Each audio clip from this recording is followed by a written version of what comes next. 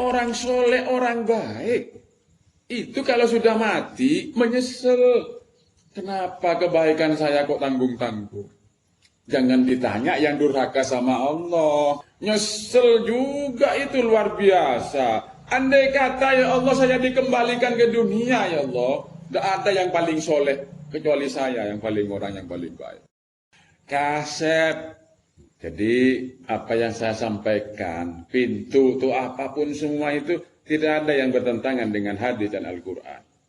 Subhanallahi walhamdulillahi wa la ilaha illallah wallahu akbar. Tasyakur. Alhamdulillah. Sudah selesai pintu 3, jadi pintu ada 4. Jadi ini tidak ada di istilah kitab. Apa yang dibahas ini di kitab-kitab itu tidak ada. Cuman nilai-nilainya ada. Cuman metodologinya yang seperti ini tidak ada. Ada pintu, ada pilar, tidak ada di kitab. Tapi kalau nilainya, substansi esensinya ada di Quran, di hadis, semuanya ada. Nah, karena ini merupakan suatu bentuk ijtihad. Bentuk ijtihad. Bagaimana untuk orang belajar supaya mudah? Sebab kalau menggunakan kitab tasawuf, wah itu rumit. Kayak bahasa Arab, bahasanya bahasa yang rumit. Bahasa sastra. Jadi semacam bahasa puisi. Sulit dimengerti. Dari itu saya melakukan ijtihad, upaya bagaimana pelajaran yang ada di tasawuf, yang ada di Al-Quran, yang ada di hadis, itu dicari nilainya, lalu pakai bahasa lokal. Jadi bahasan ini adalah sesuatu bagaimana mengantarkan orang ini supaya sampai kepada Allah. Itu menggunakan kearifan lokal, metodologi yang akrab dengan keadaan logika dari orang-orang sekitar supaya mudah. Bahasanya pun bahasa yang mudah supaya tidak sulit. Tapi kalau dicari di tasawuf pasti ada. Pintu 1 bersihkan, beningkan. Dicari di Al-Quran, di hadis, di tasawuf ada. Cuman bahasa istilah begitu, metodologi yang begini ini tidak ada di kitab. Gitu loh. Kitab kuning itu karangan orang, karangan manusia. Siapa saja bisa ngarang. Gitu loh, kitab kuning itu. Di situ ada suatu ijtihad untuk mencari suatu metodologi supaya mengantarkan orang yang membaca ini supaya bisa dengan mudah sampai kepada Allah. Itu maksudnya. Nah, saya juga berupaya berijtihad dengan kearifan lokal, bahasanya bahasa lokal, bersihkan, beningkan, selesaikan semua persoalan, bahasa lokal. Tapi isinya di dalam itu, ya isi Al-Quran, hadis, tasawuf. Selesaikan semua persoalan.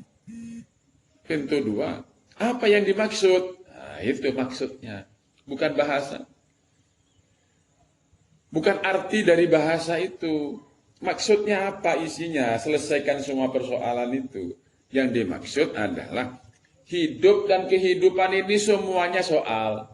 Tidak ada yang tidak soal. Harus dijawab soal ini dengan benar. Itu maksudnya. Soal semua. Sehat soal. Sakit soal. Punya istri soal. Tidak punya soal. Semua soal. Punya tetangga soal. Punya istri cerewet soal. Punya istri pendiam soal. Soal. Banyak uang soal. Tidak punya uang soal. Punya pekerjaan soal. Tidak punya pekerjaan soal. Soal. Rajin semangat soal. Malas soal. Soal semua. Dijawab soal itu dengan benar. Jadi kalau ada orang semangat, rajin, itu benar enggak itu? Semangatnya itu. Nah, itu soal itu. Bukan karena semangat itu bagus, belum tentu. Ada orang malas, soal. Soal, kenapa kok malas? Dijawab itu. Berarti ada yang salah. Jadi, perlu diulang sama saya. Di pintu 1, pintu 2 ini kunci. Jadi sekarang pintu 1, pintu 2, semua pintu itu hanya pemahaman saja. Pemahamannya selesai. Pintu 1, pintu 2. Pemahamannya. Tapi prakteknya butuh waktu. Untuk menjalankan pintu 1, pintu 2 itu perlu waktu. Terus sampai tidak berhenti itu. 1 tahun itu harusnya sudah sekian persen dari pintu dan pilar itu. Itu perhatikan pintu 1, pintu 2. Pintu 1 gagal, pintu 2, pintu 3, pintu 4 gagal. Harus bersih, harus bening. Harus mampu menyelesaikan soal. Harus mampu menjawab soal dengan benar.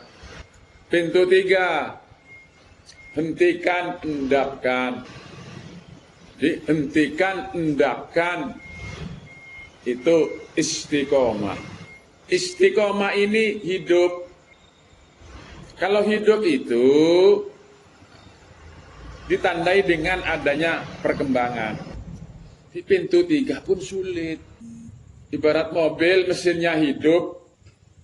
Yang disebut dengan hidup itu normal.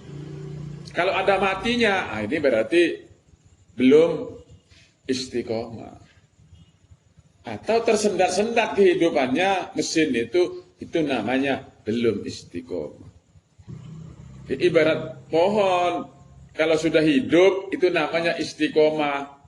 Disiram, dipupuk, diperhatikan hamanya, itu terus berkembang, itu namanya hidup. Itu namanya istiqomah.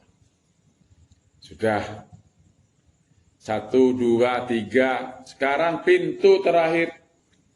Ini lebih berat lagi sebetulnya. Perlu perjuangan berat. Pintu terakhir ini bahasanya singkat, matikan. Bahasa lokal, bahasa Indonesia. Tapi apa maksudnya? Loh ini bukan persoalan bahasanya. Bahasanya cuman matikan. Singkat. Pintu 4 matikan. Kalau pintu 3 hentikan, endapkan. Berhenti mengendap. Belum mati. Kalau sudah pintu 4 mati. Mati itu plus. Total kalau mati itu. Matikan. Lah, istilah ini kalau dikaitkan dengan istilah Jawa, ada ilmu Jawa itu, apa itu kejawen saya tidak ngerti. Tapi di Jawa itu ada. Ada suatu idiom, ungkapan di Jawa itu, matio sakdurungi mati. Jadi kalau kaitkan dengan itu mirip. Tapi ini lebih tegas. Matikan. Kalau bahasa Jawa, matio sakdurungi mati. Orang Jawa sendiri tidak ngerti. Mungkin pertama kali orang jenius luar biasa orang Jawa itu mengeluarkan itu, mengamalkan itu. Tapi tidak dijelaskan secara rinci. Seperti apa matio sakdurungi mati. Padahal di Al-Quran ada itu. Ternyata di Al-Quran itu ada. Di teks naklinya ada, konteksnya ada, aklinya ada. Tuh. Jadi ini bahasanya matikan. Terus seperti apa yang dimaksud dengan pintu 4 matikan ini? Nah, ternyata yang dimaksud dengan ini, manusia yang masih hidup ini harus mengambil keadaan, situasi dari orang yang mati.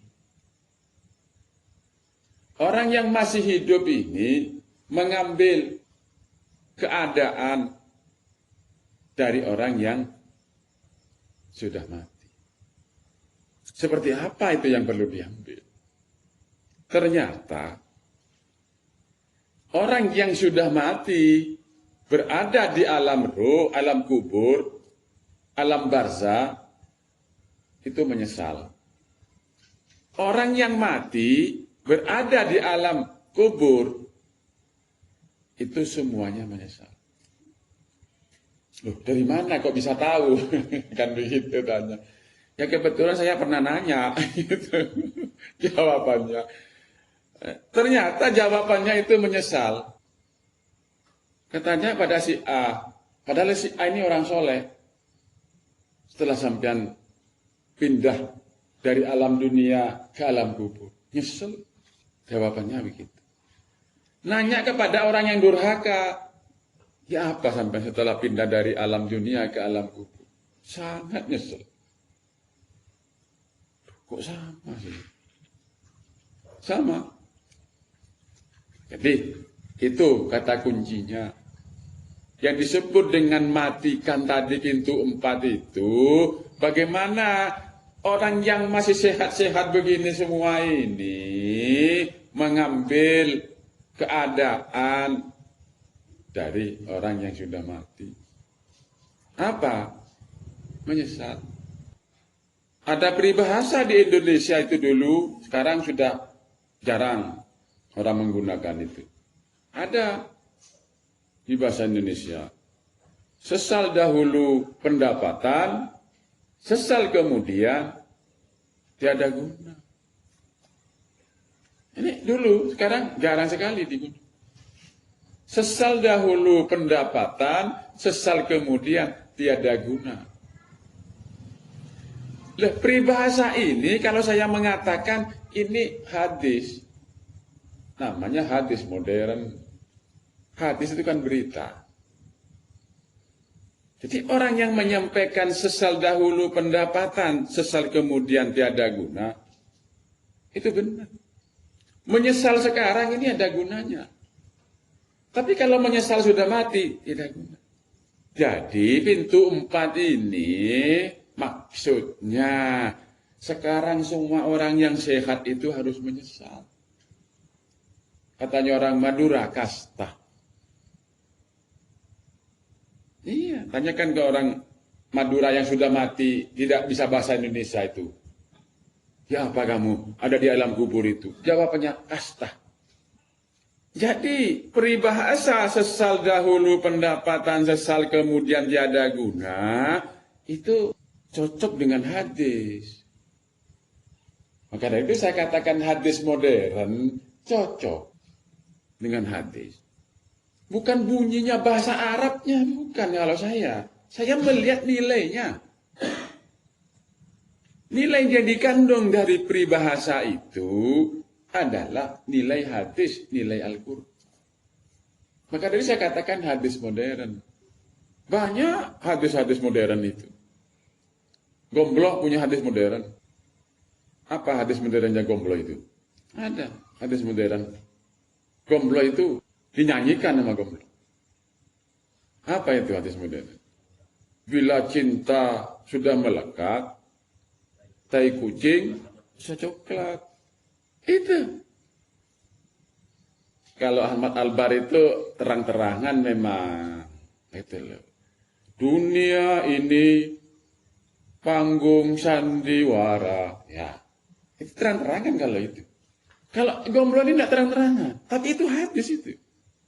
Apabila cinta sudah melekat, tai kucing bisa coklat.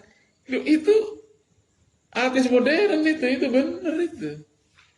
Tidak sehat sudah, maksudnya. Ya, kembali lagi menyesal. Sesal dahulu pendapatan, sesal kemudian tiada guna. Hati-hati yang muda-muda. Hadisnya Gombloh hati-hati. Itu sudah mabuk itu. Masa tai kucing rasa coklat. Hati-hati. Iya. Tidak boleh. Kalau Mario Teguh mengatakan cinta itu gila. Kalau tidak gila bukan cinta. Itu keliru Mario Teguh itu. Tidak boleh. Cinta itu hanya kepada Allah. Cinta kepada manusia, cinta kepada anak karena Allah. Harus itu. Cinta itu kepada Allah. Kalau tidak kepada Allah, itu sudah musyrik. Tidak boleh. Cinta anak, cinta saudara, cinta apa, cinta kekasih, cinta, semuanya itu harus karena Allah. Kalau karena Allah, sehat logikanya. Jika putus itu sama sekali tidak. Karena Allah. Tidak pusing, tidak ribut. Tapi kalau karena hawa nafsu, akhirnya apa? Sakit kan? Kalau cintanya karena hawa nafsu, kalau putus, kalau ada sesuatu, sakit enggak? Sakit. Kalau karena Allah tidak ada sakit. Gitu. Bersahabat karena Allah. Tidak ada sakit kalau karena Allah. Saya dulu waktu muda mencari pasangan begitu. Mikir. Gimana ya kalau jodoh saya kakinya satu? Gimana ya kalau jodoh saya tangannya satu? Karena jodoh ini sudah pasti. Saya selalu melakukan pertanyaan itu. Gimana ya kalau jodoh saya matanya satu, yang satu pijak? Itu pertanyaan itu terus. Saya nanya. Kepada diri saya nanya. Kira-kira jawabnya apa? Sulit kan? Loh, saya sejak muda itu. Yang jadi pertanyaan dalam diri saya itu. Sampai menemukan jawaban saya. Akhirnya apa jawaban? Apapun. Kalau itu jodoh saya untuk mengantarkan keselamatan saya dunia akhirat, terima dengan dua tangan terbuka. Jawaban, tidak bisa diutak-atik itu. Apapun keadaannya, seperti apapun orangnya, kalau ini memang mengantarkan saya selamat dunia akhirat, alhamdulillah, itulah kebanggaan saya. Kira-kira kalau pemuda-pemuda sekarang apa bisa seperti itu? Sulit. Ini saya. Berapa tahun saya melakukan pertanyaan itu? Jawabannya itu.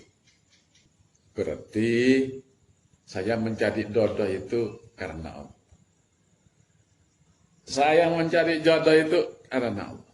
Tidak ada selain karena Allah. Jarang itu kalau orang tidak berproses.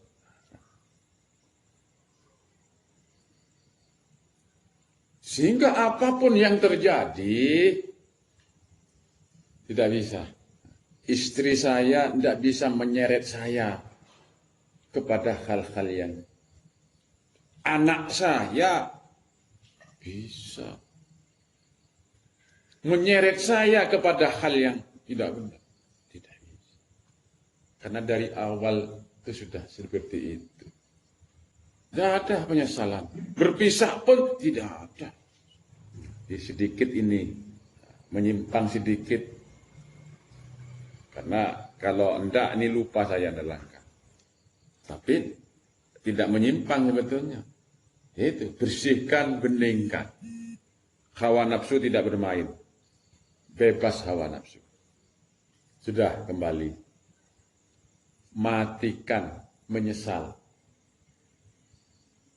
Menyesal ini sekarang. Nah, seperti apa yang dimaksud ini? Harus lebih jelas lagi. Jadi saya gadukkan dengan hadis. Sebelum Al-Quran, saya gadukkan dengan hadis itu. Zamannya Rasulullah ada peristiwa. Sahabat Rasulullah mau meninggal. Ada kejadian-kejadian aneh. Dalam keadaan tidak sadar, sudah mau dinasak, sudah mendekati kematiannya. Sahabat ini suatu saat teriak-teriak seperti orang sehat. Bahasanya cukup jelas. Jadi dalam keadaan tidak sadar itu, lalu dia teriak-teriak. Apa yang diteriakin pertama itu? Kenapa nggak lebih jauh lagi? Kenapa tidak lebih jauh lagi? Kenapa tidak? Kaget istrinya. Loh, kok begini? Kenapa tidak lebih jauh lagi? Kenapa tidak lebih jauh lagi? Tidur lagi, tidak sadar lagi. Setelah itu teriak-teriak lagi.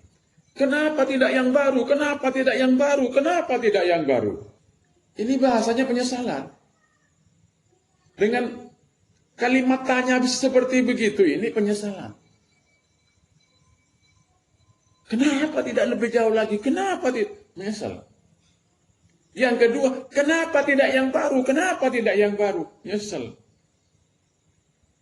Berarti ada yang lama. Yang ketiga, habis itu kan tidak sadar lagi.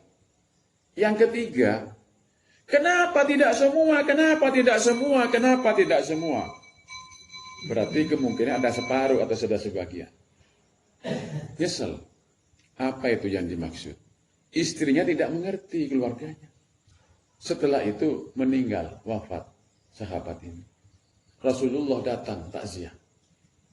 Si istri laporan, ya Rasul, suami saya ini mau meninggal ini teriak-teriak. Dalam keadaan tidak sadar, dia itu berteriak-teriak. Bukan sekali, 3 kali. 3 tahapan. Tahap awal itu yang dikatakan, kenapa tidak lebih jauh lagi? Kenapa tidak lebih jauh lagi? Apa yang dimaksud itu ya Rasul? Tanya kepada Nabi Muhammad. Nabi Muhammad menjawab, iya, dia itu merasa menyesal. Apa yang disesalin ya Rasul? Semasa hidupnya pernah menggendong orang yang tidak sehat, cacat, mau ke masjid, digendong. Mau meninggal itu loh, pahala gendongannya itu ditunjukkan oleh Allah lewat malaikat itu. Balasannya, pahalanya yang menggendong. Lalu apa teriak itu? Andai kata lebih jauh lagi saya menggendong, saya apa? Gendongan saya tidak terlalu jauh dari masjid. Jadi bahasa kenapa tidak lebih jauh lagi? Nyesel. Yang kedua, Kenapa tidak yang baru? Kenapa tidak yang baru? Berarti ini ada yang lama ya Rasul. Apa yang dimaksud? Nyesel dia itu. Apa yang disesalin ya Rasul? Satu peristiwa batu hidupnya dia itu di musim dingin.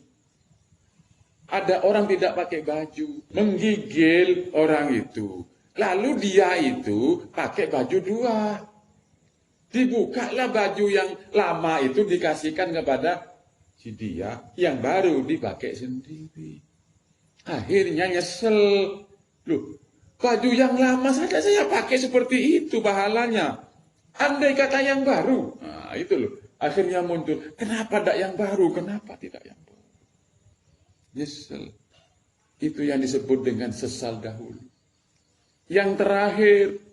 Kenapa tidak semua? Kenapa tidak semua? Apa itu ya Rasul? Oh iya, semasa hidupnya itu dia pernah beli roti untuk anak istrinya. Di jalan itu ada pengemis, anak yatim, minta-minta, dikasih separuh. Separuhnya bawa pulang. Loh, pahalanya separuh itu luar biasa ditunjukkan mau mati itu. Kenapa tidak semua? Kenapa tidak semua? Jadi orang soleh itu nyesel setelah mati. Orang baik, ternyata pertanyaan saya jawabannya cocok sama hadis. Orang soleh, orang baik, itu kalau sudah mati menyesal. Kenapa kebaikan saya kok tanggung-tanggung? Mau gerimis itu loh. Mau ngaji tak jadi gara-gara beli. Andai kata tahu saya kayak begini, walaupun banjir saya berangkat juga. Apalagi gerimis hujan. Nyesel. Jangan ditanya yang durhaka sama Allah. Nyesel juga itu luar biasa. Andai kata ya Allah saya dikembalikan ke dunia ya Allah. Tidak ada yang paling soleh kecuali saya yang paling orang yang paling baik. Kaset. Jadi apa yang saya sampaikan, pintu itu apapun semua itu tidak ada yang bertentangan dengan hadis dan Al-Quran. Tidak ada. Walaupun pakai bahasa lokal. Karena supaya mempermudah. Orang Jawa menggunakan bahasa Jawa, bahasa lokal. Mati yo, sak durungi mati. Ya kayak tadi itu. Sudah berbuat baik kepada orang, itu masih kurang. Andai kata saya lebih mampu lagi ya. Merasa kurang. Sudah baik, masih kurang. Kurang baik. Di pintu 4 jelas. Matikan. Sekarang kalau dikaitkan dengan Al-Quran. Itu berada di surat Al-An'am 122. A'udzu billahi minasyaitonir rajim. Awaman kana maitan fa ahyaynahu wa ja'alna lahu nuran yamshi bihi fin nasi kaman masaluhu fiz zulumati laysa bi kharijin minha. Kadzalika zuyyina lil kafirina ma kanu ya'malun. Awaman kana maitan fa ahyayna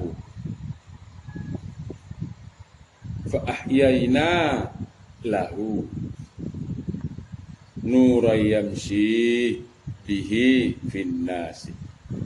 Awaman kana maitan, dan apakah orang yang sudah mati? Itu kalau dari arti. Kalau dari makna, awaman kana maitan, jika seseorang itu kalau mau mati, jikalau orang itu mau mati, maksudnya begitu. Fa ahyayna lahu, maka Allah akan menghidupkan. Maka nuray yamshi bihi fin nasi kamam masaluhu fiz zulumati laisa bi kharijin minha. Maka orang yang mau mati itu dengan Allah dihidupkan. Kalau sudah hidup berarti dapat cahaya dari Allah. Dapat petunjuk dari Allah. Dapat nur ilahi sehingga manusia ini dapat berjalan sesuai dengan kemanusiaannya. Ayat ini kalau dimakna seperti itu. Jadi kalau orang ini mau mati, maka Allah yang menghidupkan. Bukan berarti bunuh diri loh. Yang dimaksud mau mati apa yang saya terangkan tadi. Jika orang ini mau sadar, nyesel, kalau kebaikannya itu masih kurang, berarti itu orang ini hidup. Kalau orang mau nyesal, sudah berbuat baik, menyesal, maka orang ini dihidupkan oleh Allah. Jiwanya menjadi hidup. Maka nuroy yamshi bihi finnas. Jadi kalau tafsir syariat sulit. Kalau saya tidak tafsir, takwil saya, jadi langsung seperti itu bunyi. Kalau orang ini mau sadar, yang berdosa sadar, sudah melakukan dosa, harus taubat. Fa'ahyaina lahu. Dihidupkan oleh Allah. Orang yang beramal soleh, nyesel, kurang baik aku. Tidak merasa cukup kebaikannya itu. Tidak menganggap kebaikan itu dari dirinya. Saya melakukan kebaikan amal soleh itu dari Allah. Si kurang aku. Jadi yang dimaksud dengan mati itu maknanya sadar. Nyesel. Kurang. Yang baik itu kurang baik. Tak merasa punya pahala amalannya itu. Karena merasa ini bukan kekuatan saya. Saya bersedekah, ini bukan harta saya. Tapi ini titipan Allah. Saya hanya terima kasih. Terima dari Allah, lalu kasih. Cuman itu. Dapat pahala dari mana? Ada. Terima kasih. Tidak merasa. Lalu kalau orang seperti begitu, itu fa'ahyaina lahu. Allah akan menghidupkan jiwanya orang. Tapi kalau merasa, oh ini harta saya, kekuatan saya kurang apa? Sudah beramal ini, itu, segala macam. Itu tidak bisa. Jadi orang beramal soleh itu mestinya mengatakan terima kasih. Ini bahasa lokal. Di sini tidak pakai bahasa Arab. Enggak. Bahasa lokal. Bahasa Indonesia kan, terima kasih. Yang mestinya mengatakan terima kasih itu yang memberi. Kalau disyariatkan yang menerima. Orang yang menerima pemberian orang mengatakan terima kasih. Itu syariat. Kalau hakikat yang memberi itu yang terima kasih. Hakikat ini kebalik-balik memang. Bukan terima kasih. Manusia tidak punya apa-apa. Manusia tidak semuanya kemampuan apa-apa. Semuanya itu milik Allah. Diberi oleh Allah. Menerima dari Allah. Lalu kasihkan.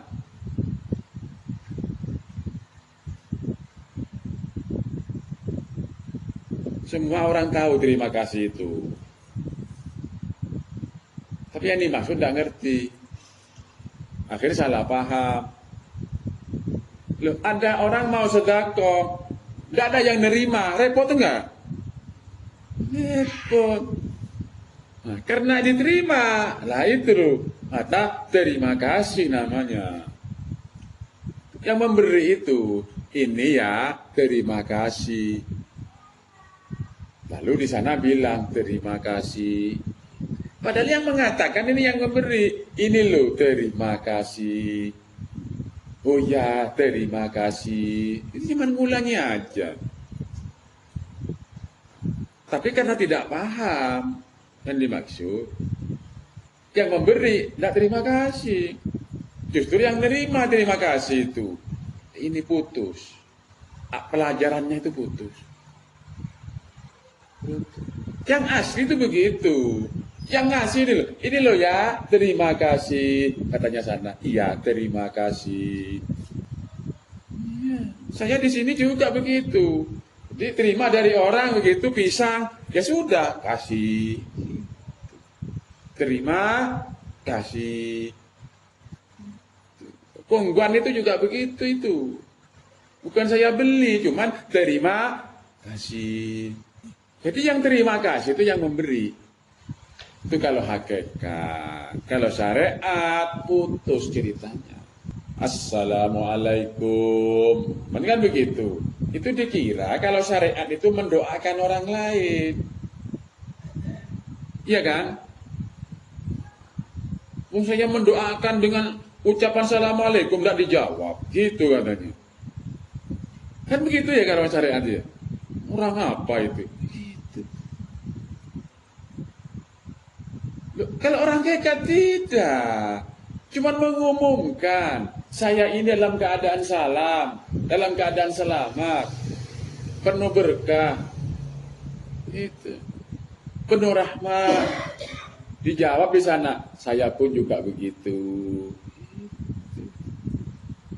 Bukan minta balas kalau orang hakikat, tidak ada urusan. Jawab enggak, balas enggak, tidak ada urusan, mengurusan saya kok. Hakikat itu kewalak-walik. Gitu. Kalau orang syariat nalkin mayit itu, siapa yang ditalkin? Mayit kan? Gitu. Katanya orang hakikat, dulu orang mati ditalkin. Katanya orang hakikat, mati ditalkin. Yang ditalkin itu yang rokok-rokokan itu. Gitu. Dan yang baca itu yang ditalkin. Orang ada di kuburan ditalkin. Apalagi sudah ditutup tanah. Nah ya, di dalam sudah ada. Yang ada itu yang menjurungon itu loh, sedokok-dokok-rokan, itu yang ditalkin. Itu orang hakikat. Terbalik-balik kan? Orang syariat mandiin mayit itu yang dipandin siapa? Mayit. Ada urusan apa katanya orang hakikat? Wong sudah mati kok. Sik dimandiin segala disabun. Oh mejeng. Ada. Itu untuk yang hidup. Nyoletin mayit. Untuk siapa sholat mayit itu?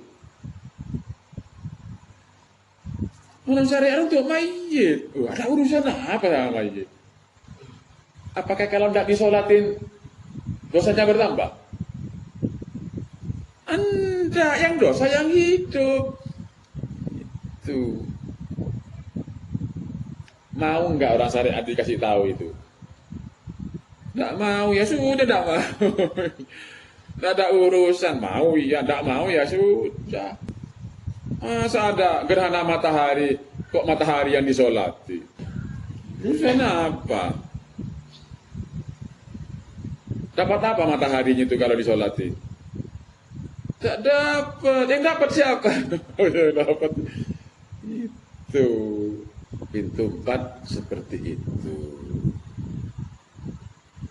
Jadi untuk bisa nyesel itu, melakukan kebaikan itu adalah jangan sampai merasa memiliki, merasa mampu, merasa bisa, merasa punya kekuatan.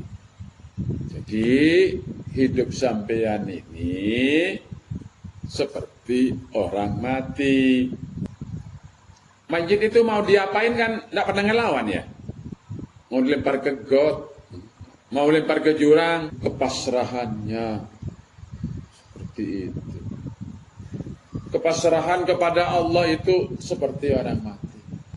Tak boleh ada pemberontakan. Jalanin dengan baik hidup itu. Sudah. Tidak ada tuntutan apapun kepada Allah. Seperti orang mati. Di dalam istilah hadis itu, tamu itu kal mayyit. Ada istilah yang begitu. Orang sebagai tamu itu kal mayyit, seperti mayit. Mau disuguh apa saja, sudah terima aja. Mau disuruh makan, ya sudah. Maksudnya terima. Jadi selanjutnya ya seperti itu. Hidup sampean ini kalau ngikutin pintu 4, terima. Gak usah ada pertanyaan. Kenapa saya lahir dari bapak ibu ini? Gak usah. Kenapa saya ini kok lahir di... Terima itu. Kenapa keadaan hidup saya seperti... Gak usah. Syukurin itu. Kalau enggak berbahaya, bisa putus asa hidup. Kadar itu, apapun keadaannya itu, disyukuri. Disyukurin itu adalah daya gunakan secara maksimal dan optimal. Itu berupa karunia Allah. Situasi apapun, keadaan apapun hidup ini, itu rahmat Allah, karunia Allah. Itu daya gunakan secara maksimal dan optimal. Itu semua potensi diri yang ada, potensi alam yang ada.